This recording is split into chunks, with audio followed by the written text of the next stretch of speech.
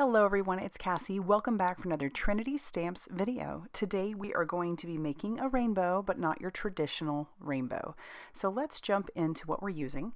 I've got the layered rainbow stencil. This is a fabulous stencil. It has even the negative pieces to go along with it, and I'm just kind of in love with it. We also have the supporting script sentiments. Love this one as well. So many great sentiments in there. We do have the Modern Embossed A7 Layers dies. That's one of my favorites. I use it all the time when I'm making 5x7s. And then I did pull out the Slimline stitch strips, but I don't end up using those. But that's what they look like. And then I have some cardstock ready to go. So we're going to pull out the biggest of the Modern Embossed A7 layer dies. This will make it a 5x7, but it's going to add this beautiful embossed edge to that piece. So it'll be all ready as a panel. Then I'll pull out the stencils. There are two of them, and along with all of the negative pieces, and I'm going to tack this down with a little bit of cement tape. This will just make sure that I don't, when I'm blending my ink on there, it's going to make sure that that ink doesn't go where it's not supposed to. So I'm just covering up those edges a little bit, and I'll pull out my first color. You'll notice I've got blue, I've got blues, I have a red and an orange and some yellows. This is not going to be your traditional type rainbow. So I'm just going to pull in my blender buddies for each of those colors, and we will blend those on. This stencil, if you haven't seen it before, is so good and so easy for making rainbows.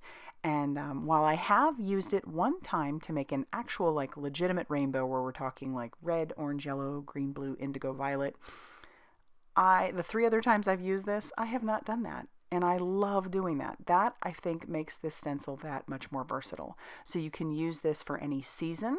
You could use it, I think, for just about any occasion as well. So I used it for a Halloween card, so I had Halloween colors. I've used it for a fall card, which had like teals and oranges.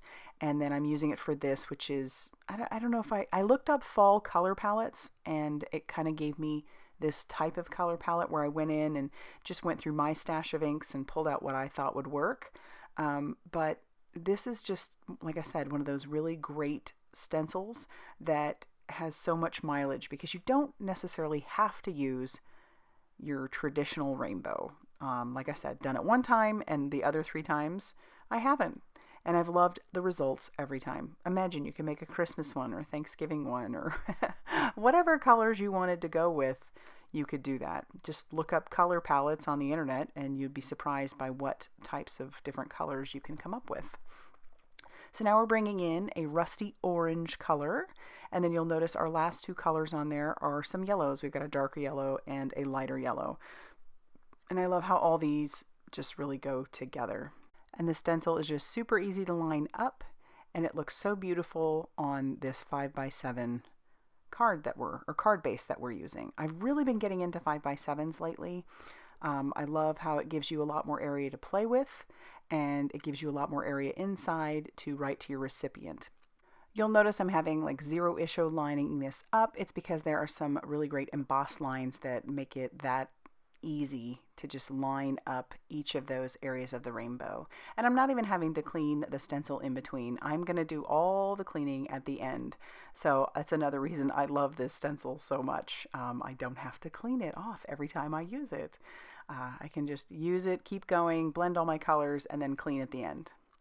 So now we're going to pull in the clouds for the ends of our rainbow. You could skip this part, but I just really love this added touch. So I'll grab in that mint tape again, and then we're not going to bring in any extra colors. We're just going to use that lighter blue that I have. It's more of a stormy color, and I'm going to go super light because I don't want it to be as dark as the color that I had in the rainbow. So I just went really super light, and then I'll just move, or I'll grab the other stencil, which has this other cloud on it.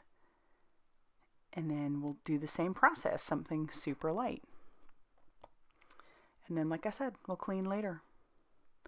All right, at this point, I did want to do a little splatter, and so I decided to take both of the blues, the darker one and the lighter one, put a little bit of water on each of those, and then splatter that all over my background. Almost looks like it could be rain, I suppose, which would go well with a rainbow, but I just love that added splatter.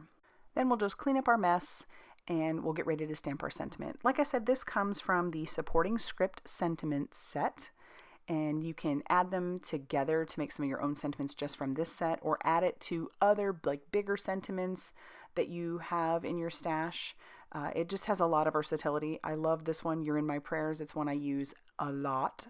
And I just went through my stash of cardstock, grabbed a color that I thought matched those clouds a little bit, maybe just a little bit darker, kind of like that lighter blue in the rainbow, and then I'm trimming that down with my guillotine trimmer.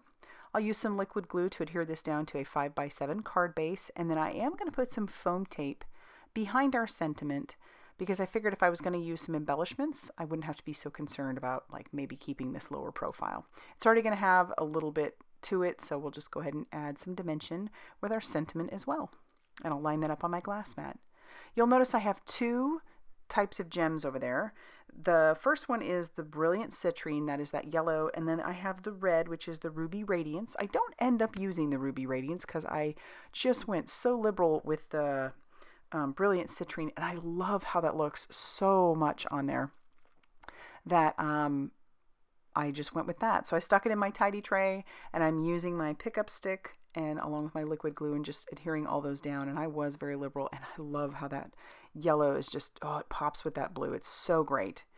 And once I have all those gems down, that's going to finish off my card for today. So I would love to know what you think. Leave that down in the comment section down below.